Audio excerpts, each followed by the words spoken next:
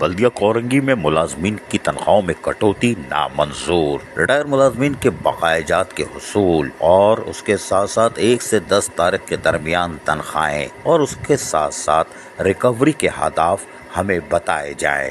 یہ مطالبہ بلدیہ کورنگی کی پیپلز لیبر یونین نے کر دیا ہے اور اہم انکشاف کرتے ہوئے کہا ہے کہ جلد ہی وائٹ پیپر شائع کیا جائے گا جس میں ہم گزشتہ 1 سال کی ریکوری منتھلی وائز شائع کریں گے کہ بلدیہ کورنگی میں ریکوری اس مہینے میں کتنی آئی، جس کا ڈیٹا تقریباً جمع ہو چکا ہے، جو کہ انتہائی حیران کن دھماکہ خیز ہوگا اور یقیناً 12 مئی 1998 کے ایٹمی دھماکے سے کم نہیں ہوگا بلدیہ کورنگی کے لیے اور موجودہ انتظامیہ کے لیے۔ پیپلز لیبر یونین کا گزشتہ روز ایک اجلاس کا انعقاد کیا گیا جس میں ملازمین کی 15% اضافی تنخواہ کاٹ کر جبکہ بل آڈٹ ہو چکے تھے ملازمین کو تنخواہ دی گئی، وہ بھی تاخیر سے دی گئی۔ اوزٹی 1 ہفتے پہلے تک بینک میں سڑ رہی تھی۔ تاہم پیپلز لیبر یونین کے عدنان صدیقی ہوں یا عامر یا ارسلان یا واجد اور دیگر اراکین کمیٹی کے ممبران، انہوں نے اپنی زہری تشویش کا اظہار کرتے ہوئے کہا کہ بلدیہ کورنگی میں آخر ہو کیا رہا ہے، کیوں تنخواہیں تاخیر سے دی جاتی ہیں اور ریکوری کے اہداف پورے نہیں ہوتے۔ ان کا کہنا تھا کہ اگر ریکوری کے اہداف پورے نہیں ہو رہے تو